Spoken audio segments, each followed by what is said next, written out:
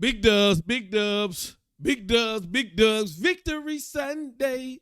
The coffee tastes so much better. The orange juice tastes so much sweeter. Ladies and gentlemen, Miami is 5-2. What are you gonna do when the Miami Hurricanes put their foot down on you, brother? Oh man, I'm still.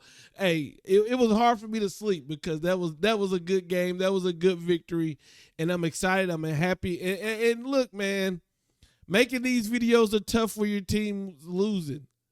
So, I got to make a lot of videos while we sit at 5-2. I got to make a lot of videos. I appreciate everybody in the comments. I'll truly appreciate every one of you guys who watches, listens to my videos, man. It's great to share this happiness and joy with you guys. And we all love the Canes. So let's continue to talk about Miami's victory over Clemson. One of the big talking points is Miami's clock management at the end of the fourth quarter. Get the ball back. Minute 27 left on the clock. One timeout. We throw a screen to X, get 5 yards. We run with Don Chaney, get the first down, but he's injured on the play. We throw the ball, incomplete pass. Then we hand the ball off to A.J. Allen, and then we decide to run out the clock. People are mad. People are booing. And even today, people are saying, hey, if we lost, we would have to look at Mario's clock management. But guess what? Newsflash. We didn't lose. So, in my opinion, he made the right decision. And he didn't just make the right decision because we won. I just want to talk about my thoughts and my vision while all this was going on now. Guys, there's nothing I can say or do. If you think Mario Cristobal sucks, if you don't like Mario Cristobal, if you think his clock management skills are terrible, there's nothing I can say to really convince you otherwise. But I just want to tell you what I saw and why I think he made the right decision, okay? Give me a sip of water here. Even the off-brand water tastes even better on Victory Sunday. I got some Niagara water. Tastes like the Dasani.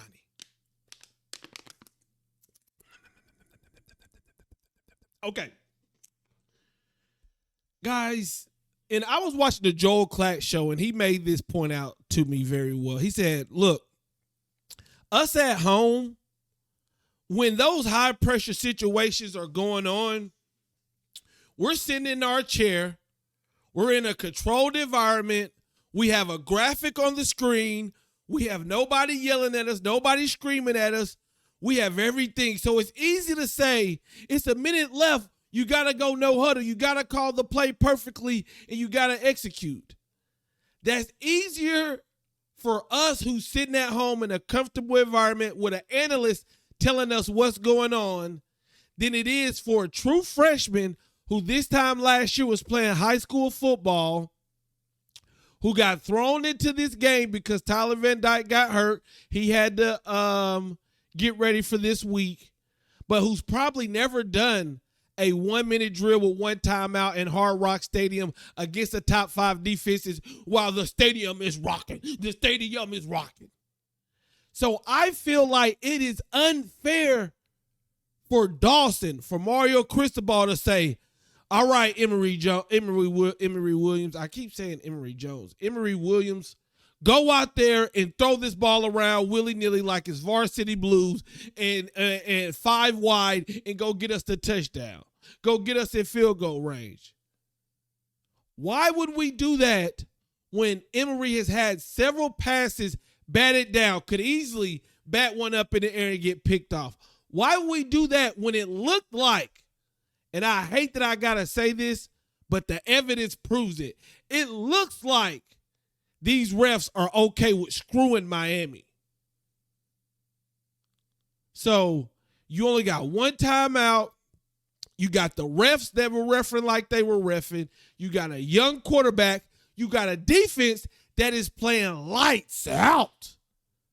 And because you were able to run the ball like you were able to run in the fourth quarter, you were able to get them an ample amount of rest. Then, yes, I was okay with going into overtime and saying, look, I would rather bet on my defense to close this out for us, which they did. I would rather get Emory Williams in a controlled environment to where he doesn't really have to worry about the clock much. He can hand the ball off and he can throw a quick fade route, which we seen he can do. We can throw a screen route to Brashard Smith, which can get us 10 yards to get us close to the end zone. It's just a lot. It's a lot controlled and easier for a young quarterback. And then defensive wise, we saw how our linebackers, our D-line, our DBs were playing. I mean, to me, it seemed like Clemson did better when they weren't in the red zone. Clemson has had red zone problems all year.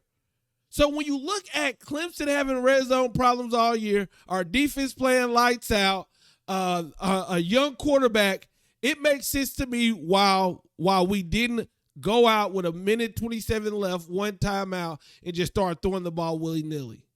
We threw a screen to Xavier Restrepo, and then we threw a play that got blew up. Emory had to roll out and throw it.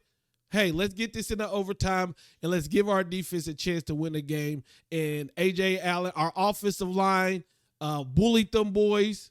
A.J. Allen with a great run, great two-point conversion, and then our defense made the play that they had to make for us to win the game. So I understand why people would be mad, but I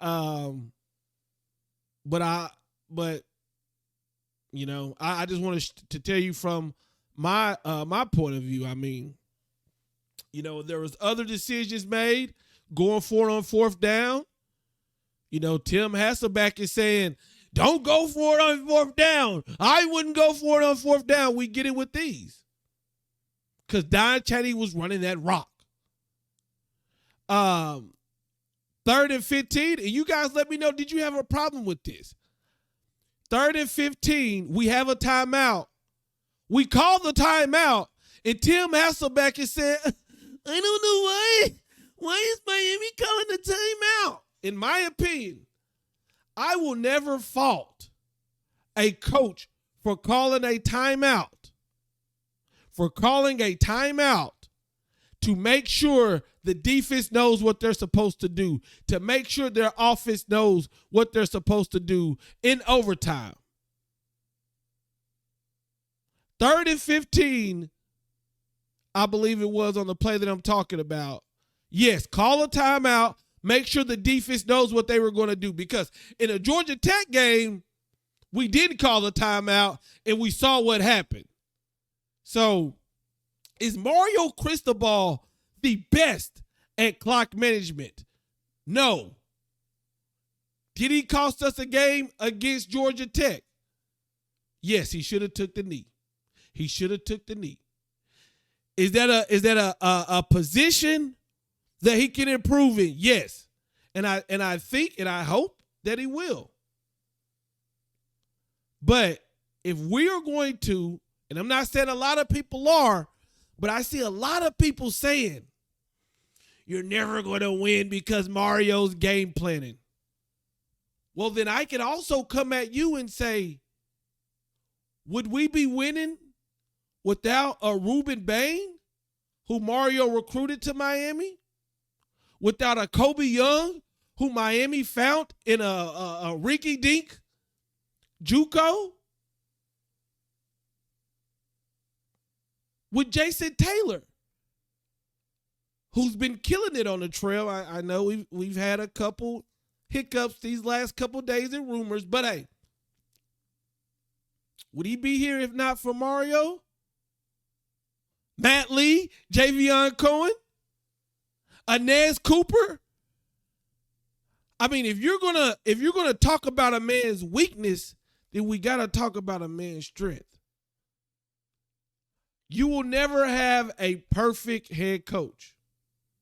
And Mario has some things to improve. But I agreed with this call to trust our defense in the second half. And I believe Mario, he does have to clean up some time management things. but we also got to give him credit when he does things that he has been doing. And right now, a team that was dog shit last year, we're sitting at 5-2 with a chance to do some good things. We're in a good position right now. We could be in a great position. We could be in an amazing position, but right now we're just at 5-2 in a good situation. Let me know what you guys think in the comments. I'm out. Peace.